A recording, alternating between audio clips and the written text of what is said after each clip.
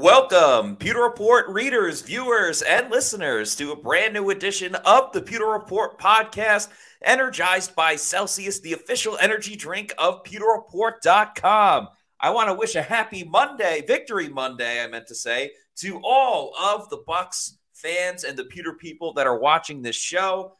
Victory Mondays have been quite difficult to come by for the Bucks over the last 2 months, but we're in the holiday season, and the Bucks gave a little bit of a small present yesterday with a victory over the Carolina Panthers. So we'll talk more about that game, talk about the press conference we had today with Todd Bowles, and also take a look over the fence just a little bit towards a big-time matchup between the Bucks and the Falcons coming up this weekend. Maybe we'll talk a little bit Florida State as well, because I already see some of the comments too. With everybody. But I'm your host, Matt Matera. Joined with me is the face that runs the place at PewterReport.com, SR Scott Reynolds. Scott, how we doing on this Monday? And congrats on seeing Kansas State at the Pop-Tart Bowl. Yes, I'm looking forward to that. December 28th in Orlando, right just down the road here from me and I-4. Going to be making the trek in my purple to see my Kansas State Wildcats play North Carolina State. Should be a fun game. And I'm a huge Pop-Tart aficionado. And so I'm excited. It's called the Pop-Tart Bowl. I know that some people have clowned on the name, and it's like, hey, they paid for the rights. And the interesting thing about this is apparently they're going to have a giant edible Pop-Tart mascot.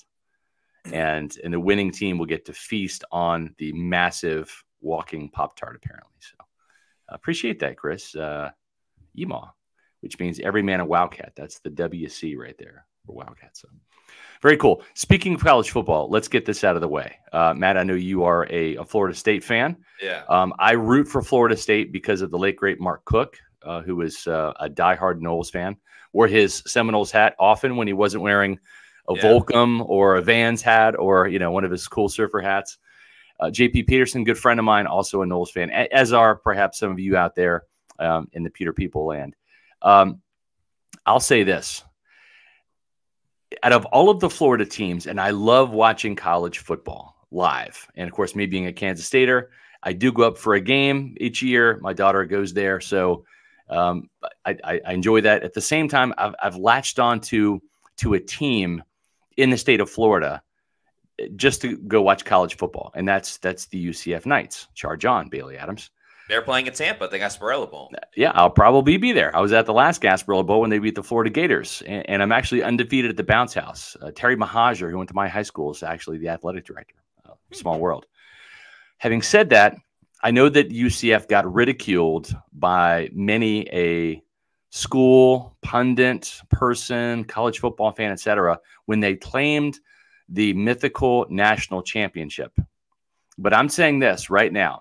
If Florida State beats Georgia, I have no problem at all with Florida State claiming a national championship, no matter what the outcome of the playoff game is, because I think that they were robbed of this opportunity. Defense is half of the game, and I understand the whole Jordan Travis broken leg thing, but you can't penalize somebody for breaking their leg. Yeah. And so to me, Matt, and I will get your thoughts on this, and we'll dive plenty into some Bucs stuff. We have plenty of Bucs talk coming up here. But it just, to me, if Florida State beats Georgia, and I'm a bit of a closet Georgia fan. My wife Ashley's from Georgia, so I watch a lot of Bulldogs football. If they win that game and they finish undefeated, you know what? Put it up in the stadium, put the banner up, give them rings. You're undefeated. You're a national champion, in my opinion. Yeah, glad we got your thoughts on it, because myself and Josh Capo had this discussion to kind of begin the Pewter Game Day show yesterday for the preview, and Josh was more team have the best games going on, so he was happy with the schedule that they had. I obviously think Florida State should be in, so I'm not going to try to rehash everything I said on yesterday's show. You can check it out on our YouTube channel if you want to get that. The points I'll pretty much make is, one, it's clearly the College Football Playoff Committee is showing that it's a money grab. They see Alabama, they see Texas, teams that are very intertwined with ESPN that comes up with these. And clearly they're going for the money aspect of it. I think it's absolutely ridiculous and stupid that there's not an undefeated Power 5 team and a conference champion in the game. I agree. Because they're basing this off of what they think will happen, what they Right. Play the games, man. They got burned last year with TCU and Yeah. Georgia, but no one thought TCU was going to beat Michigan, and TCU Michigan. The Pac-12 championship game, Washington, who had beaten Oregon previously in the regular season, was a 9-point underdog to a team they had beaten on a neutral site field, and then they beat them outright. So how does anybody know if they thought that Washington was going to lose to Oregon? That's right. Bama was a 3-point underdog against Georgia. That's right. Georgia outright. So we don't know until you play. That's right. Everybody, Herm Edwards, hello, you played to win the game. And now winning the game isn't enough because Florida State is winning in different ways because they're on the third string quarterback. So they said, all right, we're going to win with defense. And that's what they did. They shut down Louisville. They got the job done against Florida as well. Florida State was 2-0 against the SEC. And the last point I want to make is there's also just a stupid and dumb criteria by the college football playoff committee in the first place, because they want to say, oh, we want to put the best 4 teams in. Every single resume is different. Like, style points matter, but then they don't matter, because right now you could tell me if your logic is we're going to put the best 4 teams in, you can make an argument that despite losing to Bama, that Georgia is still one of the best 4 teams. So Georgia could easily be in it as well. So if that's not your criteria, well, then you got to go by the records and the standings. And then in that sense, Florida State would be in. Yeah. But we're going off of presumptions, money, and what we think will happen instead of actually letting the players decide it on the field. So Florida State got absolutely jobbed. And we'll see what's going on with the Orange Bowl, because Florida State Georgia on paper is a great game, but then you always got to throw in like who's going to play. Will Jared Verse play? You know, Jared Verse is going to be your first round pick as an edge rusher. I know. There's a guy like that and all the studs on both teams. Do they play or do they not? Because hey, we're not playing for a championship, so who cares? So see that's what I'm saying. If I'm Mike Norvell, I'm saying before you make up your mind whether you're playing or not, here's the deal.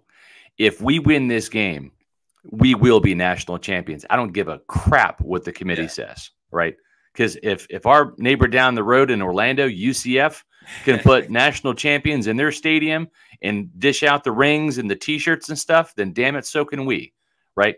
And so, yeah, I'm all about it. I supported UCF doing that because I thought they kind of got jobbed and not having the fair opportunity because they weren't, in the Power 5 conference. Then they go and they spank Auburn. I think Carlton Davis was on that team, So I'm all about it. I'm all about Florida State claiming a national championship if they beat Georgia. And that would be my selling point to Jared Verse and to those Florida State Seminole seniors about coming back and playing in this game because, hey, you can still have that opportunity. We're not going to let some committee steal that from us. Yeah, it's a really tough situation to be. It absolutely sucks for Florida State. So yeah, I definitely feel terrible for all the players that work their ass off week in and week out, and then they go undefeated and they don't make it. So Florida State in a tough situation. The Bucs not in a great situation, but in a little bit of a nicer situation because they just beat the Carolina Panthers last game. So Scott, let's turn our attention to the other Florida team that we're going to be talking about on today's show, the Tampa Bay Buccaneers. What's the landscape right now for the Bucs? How are we feeling both with how they finished beating the Carolina Panthers and moving forward in what I'm flat out calling a playoff game? I asked Todd Bowles about that, whether or not it's a playoff game. This is a playoff game for the Bucs because going up against the Atlanta Falcons, because if they win, they're in first place. But if they lose, they're just about out of it. Exactly, because they would be 2 games behind the Falcons, but they've lost twice to the Falcons, so they're essentially 3 games behind with what would be 4 games left. 4 games to go. This is their 5th game. And more importantly, they would need Atlanta to not just lose down the stretch, but they'd have to lose their remaining games against the Panthers and the Saints. Right? Because those are divisional games. I believe they play the Bears as well. They play the Bears and the Colts. So they have 4 games, 3 of which are on the road. And they would need the Falcons to essentially, if not lose 3 of those games, really, because the Buccaneers. Here's the thing: the Buccaneers, after you play the Falcons, you're going to Green Bay, and you're going to play a red hot Jordan Love and an almost unbeatable Packers team up there at Lambeau. And there's no Tom Brady and Scotty Miller this time. I mean, there's no Gronk. This is legit. This is a different Buccaneer team going up there to Lambeau Field. Then you've got the Jacksonville Jaguars here on Christmas Eve. Then you play the New Orleans Saints on New Year's Eve at Tampa. Then you finish on the road at Carolina. So this is the make or break game. If they don't beat the Falcons, I think it's pretty much over. So I just don't think that that's going to be the case for Tampa Bay. We'll see. I mean, they needed to win yesterday, Matt, to have a little bit of confidence and momentum heading into that particular game next week. They got the win. It was not a convincing win. It wasn't a win that you feel good about, maybe even like as good as you felt about the Tennessee Titans game a couple weeks ago at Raymond James Stadium. But it's one of those games where you like, whew, okay, we won. Yeah. Right. So I don't know.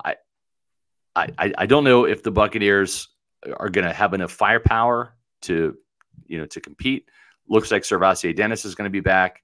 He was on the sidelines standing next to Todd Bowles and Devin White.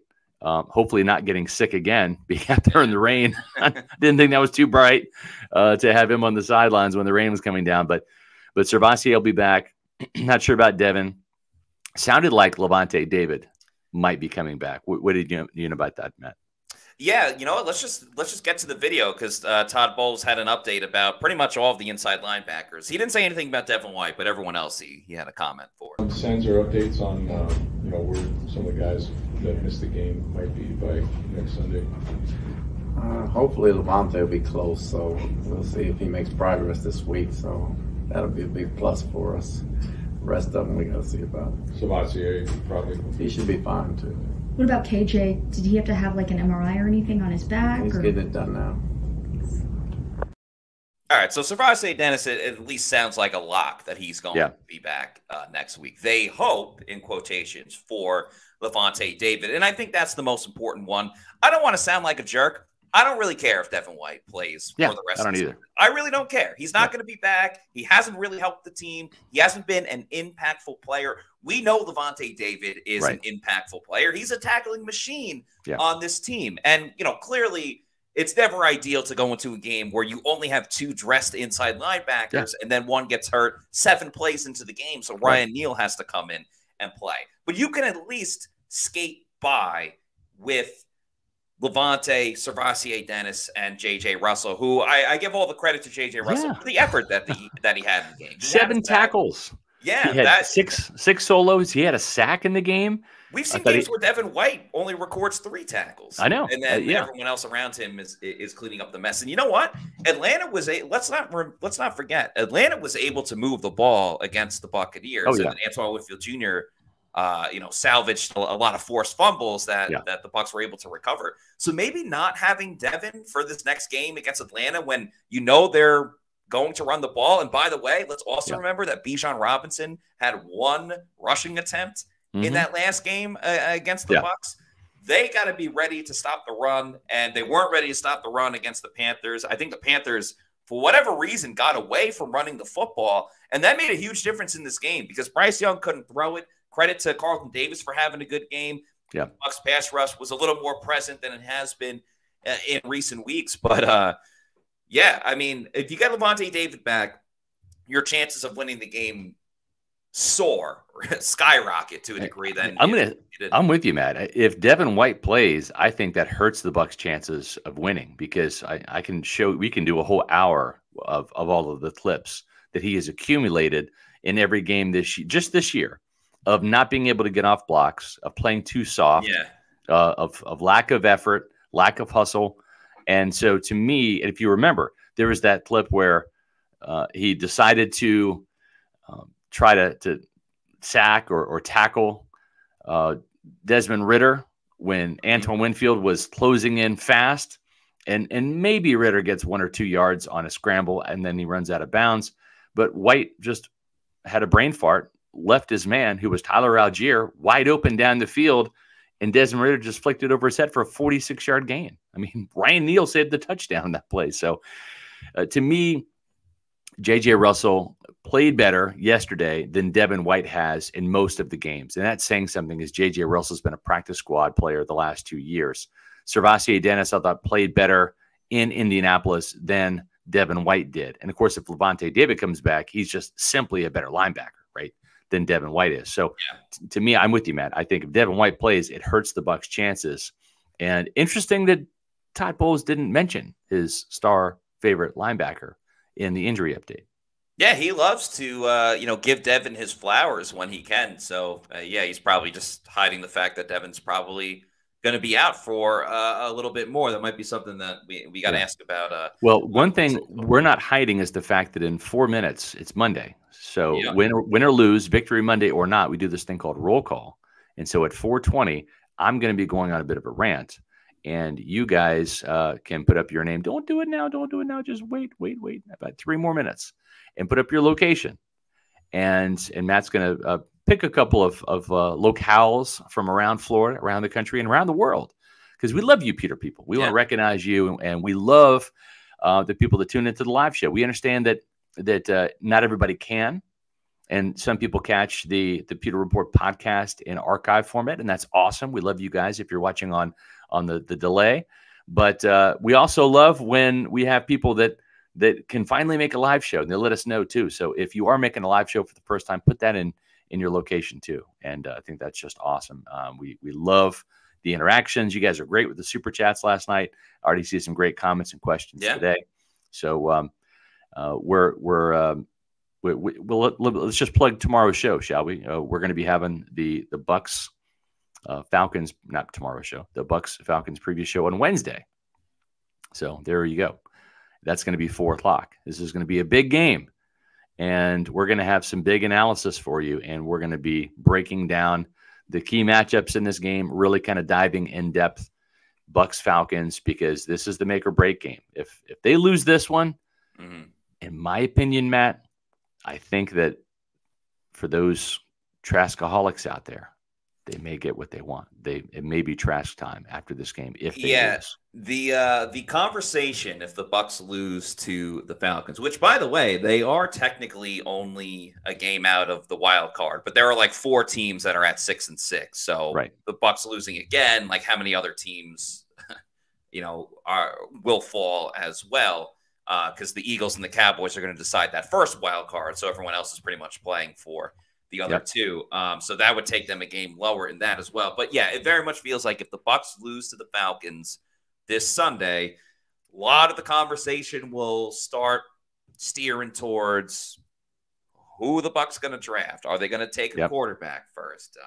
Obviously, Todd Bowles and his future with the Bucs, we've already been discussing that for the last couple of weeks. And that will only grow more and more. And that's when we'll probably do a little more research on, who possibly could be the next head coach of the Buccaneers. But we got a minute before roll call, but we got a super chat to get to. So thank you to David Van Don for the $4.99 super chat. Thank you, David. Says, hey, guys, love the pod. Y'all are the best. So would you guys rather get a guy like Kirk Cousins or draft Jordan Travis? By the way, first live pod. Awesome. David, thank you for joining this live pod. We're so happy that you can join us at the moment. I think that's a really great question, because I wonder if a veteran like Kirk Cousins would be more enticing to someone like Mike Evans if they want to bring Mike back, working with someone that's established himself as a pretty good, solid quarterback in this league, versus a rookie where he's a rookie and you could get a CJ Stroud or you could get a Bryce Young situation. Very, very interesting storyline for sure. Yeah, no, I'm with you. And I think that it really is going to come down to the head coach, right? Who's going to be the head coach next year? Because they're going to make the call along with Jason Light. But right now, speaking of call, it is time for roll call. Where are you at, Pewter people? Like we said, we love interacting with all of our fans. So if you're new to the show, we do this every single Monday where at 4:20, one of us goes on a rant about the Buccaneers. Today, Scott will be going on that rant. And in the meantime, if you guys want to drop your location, where you are watching from, we'll pick a couple people and give them a personal shout out as well. But we just want to show how much we love the Pewter people. And let's get it rolling, Scott. We'll start bringing these names onto the screen. So the interesting thing is the Bucs are playing the Falcons this week, and it's a divisional opponent. So Mike Evans has gone against the Falcons just about twice a year. There's probably been a year or two where he's missed a Falcons game, maybe with a hamstring injury or something to that effect. But, for 10 years, he's been doing some serious damage. And the Falcons and the Panthers, and I think yesterday's game might have made Mike Evans more productive against the Panthers than the Falcons, but that could change on Sunday. But I'll just say this. The last time the Bucs played the Falcons, Antoine Winfield was just a one-man gang, just like he was yesterday against the Carolina Panthers, a one-man gang. Whether it was the sack, whether it was the interception, whether it was leading the team with 8 tackles, Winfield was just everywhere for the Buccaneers, just as he has been throughout this entire season. And when you look at Mike Evans, he was doing it all for the Buccaneers on offense, just as he has been the entire season. When I say everything, I mean everything.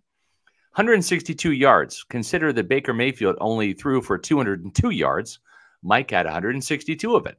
Consider that the Buccaneers only had 322 yards. Mike Evans actually had more than half of the entire Bucs offensive production. So Mike Evans has been the clear, easy runaway winner on offense for the Buccaneers.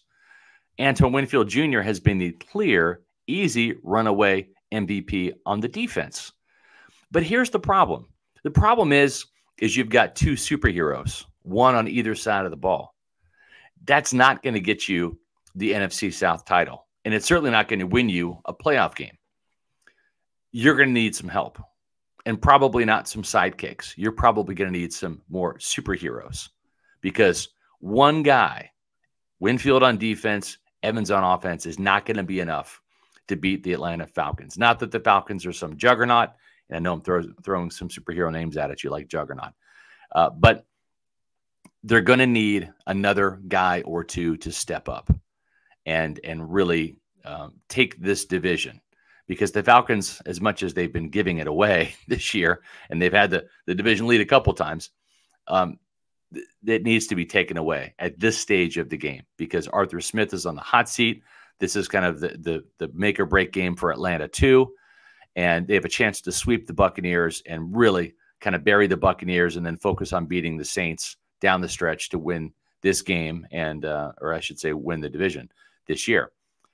So it's going to take somebody else. Rachaad White, I don't know, maybe Chris Godwin, who has kind of been the invisible man. No catches yesterday. I know he's lost a step, folks, and it's kind of sad to see. But the Buccaneers are going to need somebody else to step up on offense. It can't just be Mike.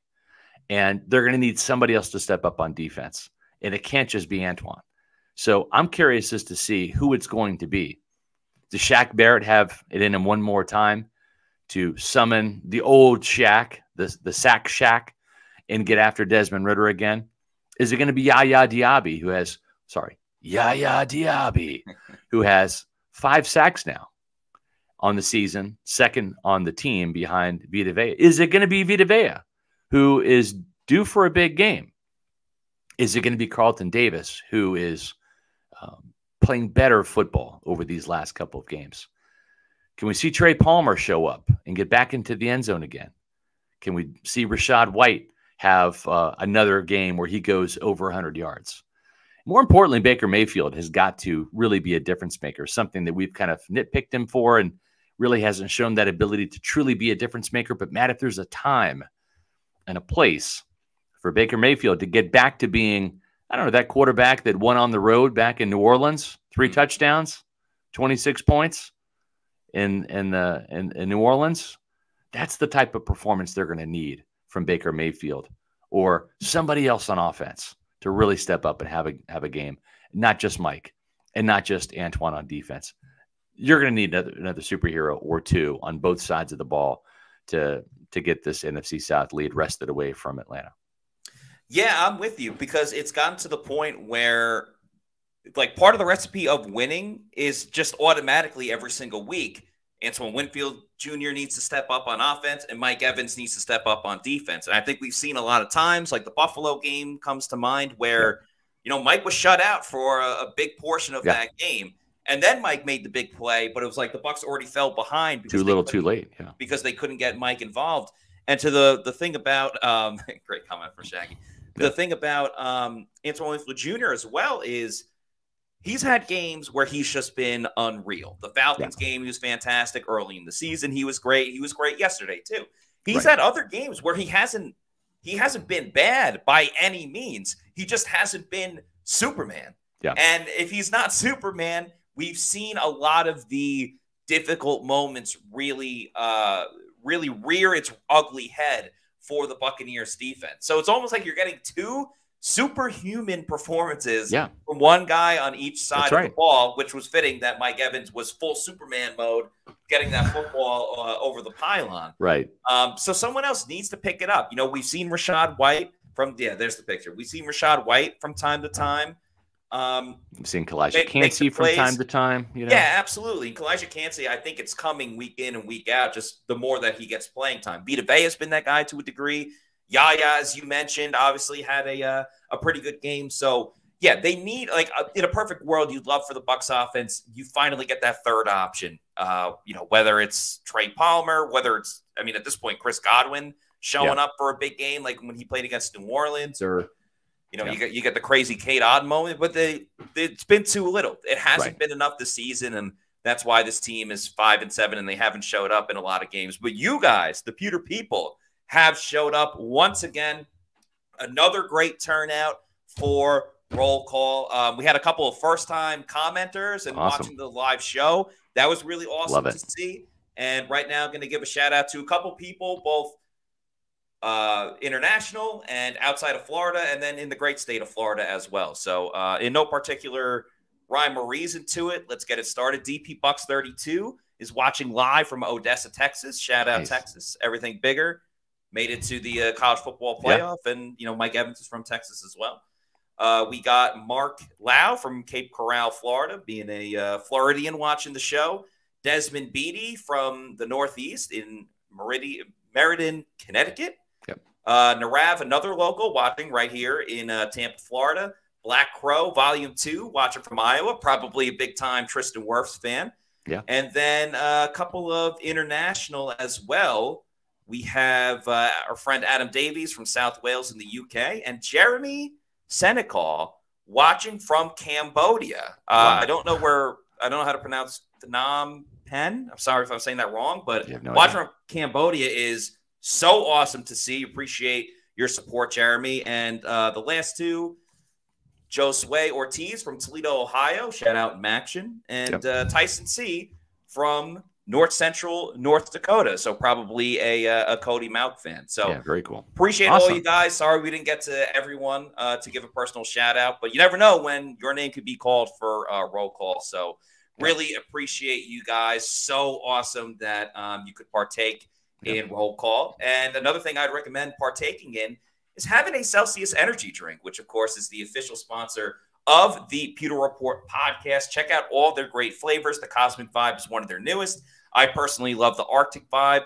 Can't go wrong either with the sparkling lemon lime or the sparkling orange pomegranate or the strawberry lemonade. Great flavors. There's no sugar. There's no post-energy drink crash or jitters that you may get with another product out there. So if you need to know where to find a Celsius, maybe you haven't had one before, but you've heard us talking about it, and you're like, now I want to try it. Just go to the Celsius website. They got a store locator. You punch in your address into it, and it will tell you the closest geographical location where you could pick one up. It could be a Walmart, a 7-Eleven, maybe a health and fitness store, or it could be your bodega. Bodega. I liked it. I like the little mix up there. And once you keep going to your bodega and you know you love Celsius and you want more, and you're like, I want to buy this in bulk. The good news is you can buy it in bulk. Go over to Amazon, do the subscribe and save over at Amazon. And I'd recommend getting the variety pack because variety is the spice of life. But you can order in bulk, whatever flavors you want, and have it sent to your residence whenever you want. You're in charge. You're the captain. It could be a week, month, quarterly, yearly, whenever you want. Just make sure you're drinking Celsius energy drinks. Make Celsius your #1 pick. Celsius, the official energy drink of PewterReport.com. Scott, we have a couple of more super chats to get to. Started rolling in right when roll call was going on as well. So let's start with Mark Fisher. Thank you to Rev Fish for the $4.99 super chat, who says scheme, questioning it, versus runs up the middle. Is it more to Vea, Gaines, and Kancey, or the linebackers to stop them? No, Neal did his best, but did the defensive line give the holes? Yes and no a little bit. I just started to watch the All-22 within the last 30 minutes. I was finishing up the 2-point conversion, which is new, and I'll put it in the chat here. So I really don't have a definitive answer, but listen, it's a gap-oriented scheme. So wherever that gap is that was exploited, sometimes you get a double team on a defensive tackle. He gets washed out of his gap. It's his responsibility. Then you have linebackers that have to kind of fill. And even though they have a gap responsibility, now they've got to leave their gap responsibility, maybe get off a block and fill that hole. So I will say this. I know that Chuba Hubbard had over 100 yards rushing, averaged over 4 yards a carry, and the Panthers did a pretty credible job running. At the same time, this was J.J. Russell and Ryan Neal playing linebacker. So were there some mistakes at the linebacker level? I'm sure there were. At the same time, too, give the Panthers credit. They came in with a plan to not put the game on Bryce Young's shoulder and make him the sole responsible producer for every single yard out there, whether it was a scramble or whether it was throwing the ball. And I thought the Bucs did a pretty good job of pressuring him as well as containing him. You didn't see those Bryce Young scrambles really hurt the Buccaneers. So they gave a little bit more in the ground game that you wanted to see. But some of those runs, I think, were due to having a little bit of a mishmash lineup there with Neal and Russell in there. Remember, J.J. Russell came in for Lavonte David. Okay, he was the Mo backer. K.J. Britt was the middle linebacker. That's the guy that wears the green dot and makes the calls. Yeah. So that's what was supposed to happen in this game. Britt was supposed to be replacing Devin White, and you've got Lavonte's replacement, which is typically Gervonta Dennis, in a sense, being J.J. Russell. So all of a sudden, 7 plays in, and now J.J. Russell has to have the headset. He's got to make all the calls, right? And he's the practice squad guy, not the guy that's been on the active roster 3 years like K.J. Britt. So I'm sure there were some misalignment issues that were part of it as well. But the fact that they got out of this game with the win, that was quite something, because it was touch and go. I mean, as Todd Bowles said, if something were to happen to J.J. Russell, they're bringing a cornerback in playing next to probably, he said a cornerback. My guess is probably Kayvon Merriweather would be the linebacker next to Ryan Neal. I mean, the Bucs were down to their fifth string inside linebacker, and then had someone that doesn't play inside linebacker playing inside linebacker because of it. And all defenses have different schemes, but it doesn't really matter if it's a 3-4 or 4-3, whatever you're in. You still need your linebackers to make plays and be a big part of stopping the run. You're not going to have your defensive tackles making every single tackle in the backfield for a loss. And when you're Carolina and you know that they're down all of these guys, that gives you even more of a reason to double team Vita Vea and double team Kalijah Kancey, because you know it's not Lavonte David coming in the running back. It's your fifth stringer in J.J. Russell. So no, you just made a fantastic point there, because the difference between Lavonte David and a J.J. Russell is Lavonte is going to be so quick to trigger, right? And see the double team, shoot the gap, and make a tackle for loss, right? That's the difference. Is Lavonte leads this team in tackles for loss. I think he's got around 9 or 10 this year, right? And so now you're looking at 2nd and 12 in a hypothetical situation, whereas J.J. Russell reads the play, not as quick to trigger, doesn't have the experience. Now all of a sudden he's making a tackle of a gain of 2 or 3 yards for Chuba Hubbard. And it's like a 5-yard swing, right? When you're talking about a Lavonte David play and a J.J. Russell play. J.J. makes the tackle, but now it's 2nd and 7, not 2nd and 12. And that sets up a whole different call for the Panthers offense and a whole different call for the Todd Bowles defense. And that's where you see the difference between an experienced guy like David, Matt, to your point, and a guy like J.J. Russell. Great point. Absolutely. And thank you again. And the last thing I would say is I'm surprised Carolina ran some play action early on and were like a little successful with it. Yeah. I'm surprised they didn't continue to go with it. I understand that they don't want to like overdo it with Bryce Young, but when you have, again, fifth stringer at linebacker, just another thing for them to think about and fool them on with play action. I probably would have gone for it a little bit more, but they didn't, and the Bucs won the game. Shaggy with the $10 super chat. Appreciate you, Shaggy. As they say we lose this game, Todd is let go. Who would get interim job? So we've had this discussion before. Yeah. It probably would be Harold Goodwin because he's the assistant head coach at the moment. He's actually lobbied for a long time that he eventually wants to be a head coach in this league. He's trying to get as many head coaching interviews as he can. And I think part of not that he would be calling the plays, but part of the reason that he's not a head coach is that guys that are getting hired in those roles are usually play callers on the offense or defensive side of the football. It's a little bit tougher when you're a positional coach versus actually calling plays and things of that nature. He's the run game coordinator, right? He's not the play caller. Yeah. But I think you're right, Matt. In this scenario, this hypothetical scenario, Harold Goodwin takes over as the offensive, or I should say, as the head coach, right? The interim head coach. And I think the other guy that might get consideration would be Larry Foote, the inside linebackers coach. And he's the co-defensive coordinator. So the reason why those two guys would be maybe the options to go with is because Joe Gilbert is an offensive line coach as well. So you have two offensive line coaches essentially in Goodwin and Gilbert. And at this stage of the game, Gilbert can kind of run the show. If Harold has to do some of his executive function capabilities as a head coach. And the same thing with Larry Foote. I think if Bowles were to be let go, he's not going to be. I think they would let him ride out the year. But if he was, Casey Rogers would take over as the defensive play caller because he's had that role before in New York with your Jets, Matt. Yeah. And then Foote, he's got like 5 guys in his room total, right? Mm-hmm. So it's not that much of a burden or a taxing type of thing from a time perspective to coach a smaller group, a smaller position group like inside linebackers, and then be the head coach as well.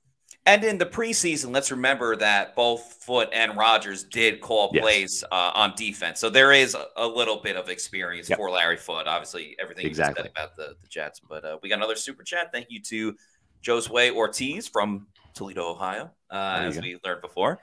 Thank you for the $4.99 super chat, who said, yesterday was probably Baker's worst game. Which game do you think was his best? And do we now have enough data to gauge both his ceiling and his floor? This is an excellent question. Yeah, very good question. What is Baker Mayfield's best game this season?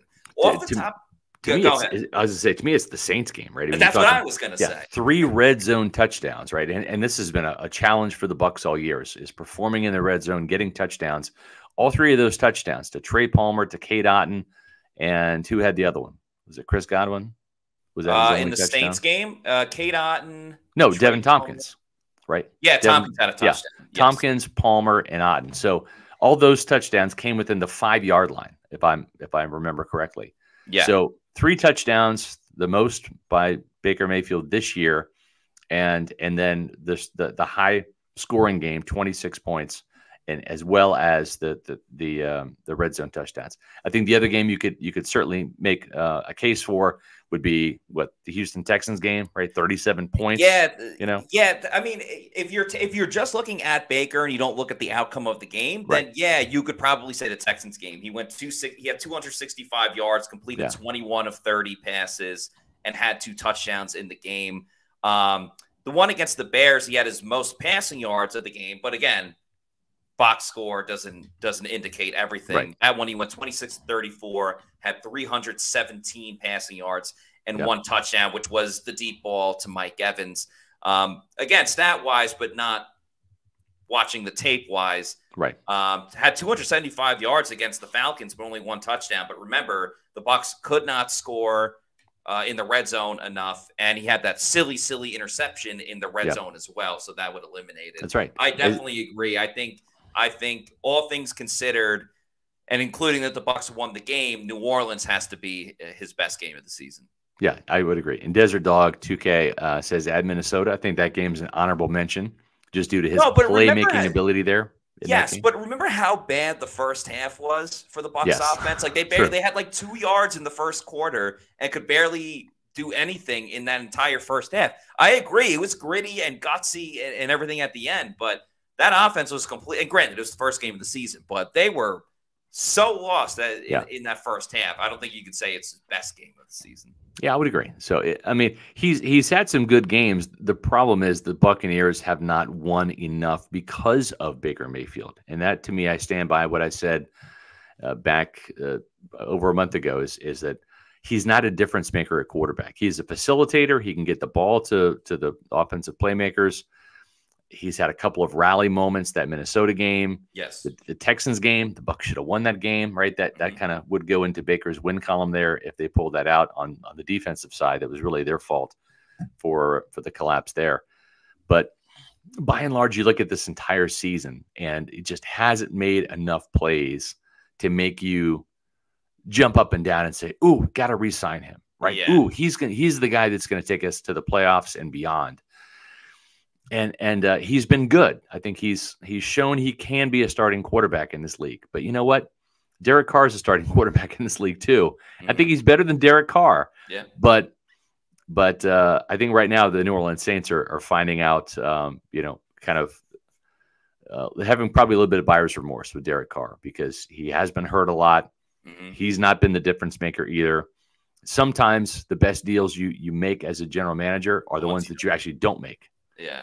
And, there were some people out there saying, well, golly, man, the Texans, not the Texans, the Saints, they got Derek Carr and the Bucs didn't. So advantage New Orleans. Well, not really, not yet, at least. So we'll see how Carr's shoulder and back and head heal up and how quickly he can get back out there for New Orleans.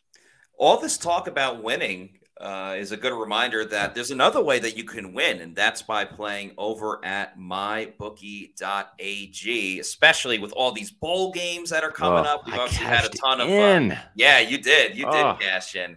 A lot of bowl games coming up. Obviously, NFL still has a little over a month left of the season, and all the other sports are going on at the moment as well. And if you found a $100 bill on the ground, you wouldn't walk past it. So don't pass up a chance at easy cash with MyBookie. MyBookie has the biggest online selection of odds and contests to fill all of your sports betting needs anytime, anywhere. So you can turn that sports knowledge into cash in your wallet. Bet on the NFL, college bowl games, like I just said, or play for a share of big cash prizes in the weekly blackjack tournaments. If you've been waiting for the right time to get in on the action, that time is now. Make your winning move today. Sign up at mybookie.ag. Use the promo code PEWTER, that's PEWTER, and claim your deposit match redeemable up to $1,000. So that's all that money in your MyBookie account. That's free cash in it. Even if you learn from Plant City Math, you know that is a heck of a deal. So one more time, that's promo code PEWTER, PEWTER, to claim your bonus. Experience the thrill of sports betting right from the comfort of your own home. Bet anything, anytime, anywhere with mybookie.ag. Also, check out their online casino. So if you want to play blackjack, different card games, some poker, the slots, all that good stuff, it's all over at MyBookie. Yeah, just put in my 2-point conversion in the chat there. I encourage you all to read that. I think that it's got a little bit of maybe controversial statements from yours truly about Mike Evans. So check that out after the pod in about 15 minutes here. But Matt, as we roll on here, we have another super chat. We do. Thank you to Amazement717 for the $1.99 super chat, who says, would firing Bowles cost Canales too? New offensive coordinator? It would all really depend on who the Bucs hires the head coach. If they go with an offensive guy, which I would highly recommend as much as I like Dave Canales as a person, I think if they go with an offensive guy, he's going to want to implement his offense and, of course, bring in his own people or maybe be the head coach and the play caller where, yes, you still need an offensive coordinator, but the play calling is probably what's most important. So, yeah, I mean, if they hire like Ben Johnson or something like that, I think Dave Canales is probably out of Tampa. The one idea, though, that you floated, Scott, was that if they were to hire Shane Waldron, who Dave Canales is very familiar with the Seahawks. From the Seahawks, very familiar with his system because it's a similar system, that Dave Canales could stay as offensive coordinator. But, yeah, I would say odds are that if Todd Bowles gets fired, then Dave Canales is probably no longer the offensive coordinator of the Bucs. Yeah, I agree. And it's, it stinks sometimes because you only have one shot, right? It's just like your contract year. You have 1 year to really prove your worth to the team that you're playing for, as well as other teams out there. So I think Dave Canales has done some good things this year. I think they're going to end up with a slightly better points per game average than they did last year with Tom Brady and Byron Leftwich, right? Which says something. So I don't know. I love Dave. I think he's done a good job. I think there's some big steps he's taken. I think he's gotten better as a play caller. We've seen some ingenuity. I love the double reverse to Trey Palmer. Yeah, that picked up 13 yards. I love the end around in the red zone, the 19-yard touchdown run by Chris Godwin. Those are some very good, innovative play calls that obviously worked and kept the Panthers on their toes. So I don't know. JB says, what are your thoughts on Dan Quinn if Bowles is fired? I just think, and I think, Matt, we've talked about this before, they're going to go with an offensive-minded head coach. Yeah, they've had now Tony Dungy. These are just Glazers hires. Tony Dungy, you've had Greg Schiano, Lovie Smith before Greg. So Raheem Morris, Lovie Smith, Greg Schiano, Todd Bowles. So you've had 5 defensive-minded head coaches. And they've had 3 offensive-minded head coaches, John Gruden, Dirk Cutter, and Bruce Arians. And, Matt, they won the Super Bowl with 2 offensive-minded head coaches. And they've also won it with 2 guys that were kind of loud, a little boisterous, emotional, high energy, and held players accountable. And that's, of course, Arians and Gruden. And so I think the formula that the Glazers have kind of seen is that's the kind of guy that we've had the most success with. Let's see if we can tap into that type of coach again. So my guess is that you're going to see an offensive-minded head coach. I think Dan Quinn's a phenomenal coach. But if you want to coach the Bucs defense as a defensive coordinator, I'd be like, that would be great. For sure. But it's all about the right fit for the right team at the right time. And I think right now they're going to go with an offensive guy. You mentioned Chris Godwin a second ago. I want to get to this answer from Todd Bowles because Godwin, he had the very important touchdown yesterday, but he also had no catches in the game. And so I asked Todd Bowles, are you surprised that Chris Godwin didn't have a catch in the game? And we'll play the video so you can get his response, and then we can react to his answer. The first part of this question is about Baker and Mike Evans, and then it gets to the Chris Godwin part. In the passing game, what's that been the result of, do you think? Just as many 40-yard, 25-yard tackles? Baker and Mike being on the same page. Really, Baker just reading the defense and seeing what they're giving him and take advantage of small things. He's a great film study guy, and when he sees things, he can take advantage of them. Chris had a really important touchdown in the game, Chris Godwin I'm talking about, but how surprising was it that he didn't have any catches in the game at receiver? I just saw that. We were subbing him out a lot. Obviously, he's a little nicked up, so he's not totally 100%. Nobody is, but he's probably banged up more than most. For him to get the run for us was huge for him. I think it helped him out a lot. It helped us out a lot, so it was good to see him get in the end zone. Okay, come on now, Todd. Yeah, so you could see from there, Bowles says that they were subbing Chris in and out a lot. Chris Godwin had more snaps than any other wide receiver in the game, more than Mike Evans, who clearly had an insane game. Chris Godwin had 84% of the snaps. That was, again, like I said, the most among wide receivers. So to say that they subbed him in and out, yeah, maybe he didn't play like 15 consecutive snaps, but he played a fair amount where he could have had an impact on the game. And this kind of just goes into the struggles of Chris Godwin this season that we've highlighted, especially over the last couple of weeks. No, you're right. And just put Matt's snap count analysis in the chat so you can read that and get those statistics too. It's a great story Matt does every recap every Monday after the game. So make sure you check that out. A couple of other questions and comments here that were interesting. Noah Miranda says, is Ryan Neal going to get the $100 million contract Devin White was hoping for? No, he's not. But that's a funny remark for sure. Yeah. J.J. Russell had more tackles than White has had in the last 2 games. Laugh out loud. That's a fair point, Chris. And the thing is it's not sometimes about the number of tackles, right? Because it's about how you play. But if my memory serves, J.J. Russell, I think, was the third highest Buccaneer by Pro Football Focus. I think he had a 77 grade on defense. So, like I said, I've not gotten to the All-22 yet. But when I watched it at first glance, I'm thinking this 51 out there is not making a lot of mistakes that I can see. So I thought that he had a really solid game. And then South 319. I have a question. How many GMs in the NFL have made it to their fourth or fifth coach? That's a great point. General Manager Jason Licht has had an interesting road here in Tampa because he was actually hired by Lovie Smith, who was hired before the general manager was hired or inserted.